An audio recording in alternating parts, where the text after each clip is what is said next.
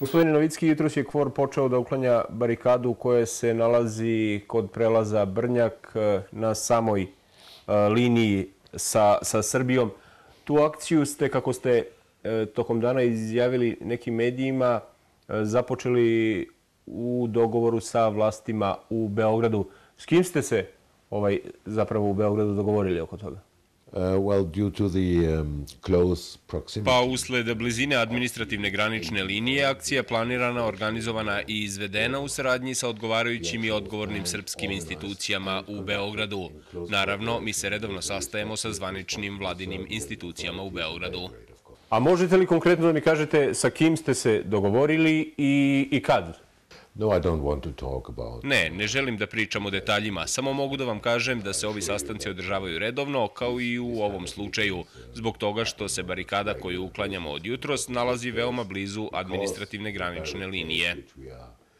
Odmah pošto ste započeli akciju uklanjanja te barikade, Srbi su na samo nekoliko metara postavili novu sa ove srpske strane zapravo.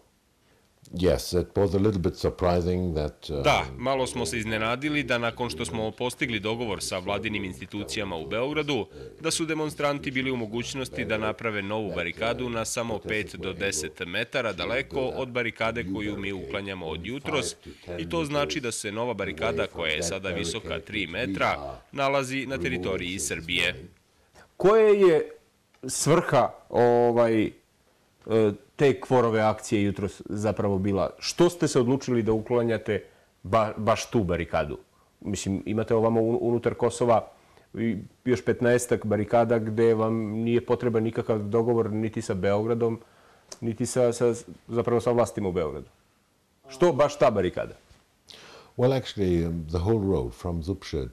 Zapravo, ceo put od Zupča do Brnjaka je slobodan, tako da su svi u stanju da se tuda kreću od Mitrovice.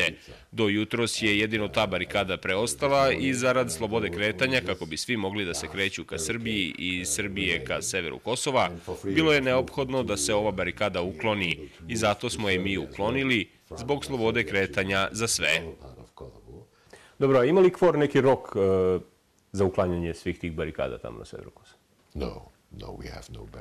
Ne, mi nemamo rok. Kao što smo već rekli, mi smo odgovorni za slobodu kretanja na čitavom Kosovu i ponekad smo uklanjali barikade ukoliko je bilo stvarno potrebe za tim, ali za to nemamo krajnji rok. Nikada nismo ni dali krajnji rok za to. Rekli ste da ne postoji rok za uklanjanje tih barikada. Ima li onda kraja svemu tome? Vi uklonite jednu barikadu, oni postave drugu. Dokle tako? Ako pogledamo na prelaz 31, možemo da očekujemo više barikada, ali će onda one biti bliže Beogradu, kao što ste vidjeli danas na graničnoj liniji. Ali mislim da to nema mnogo smisla. Iako nemamo rokove, KFOR je uvek u stanju da ukloni te barikade uz pomoć sile, ali mi to ne želimo.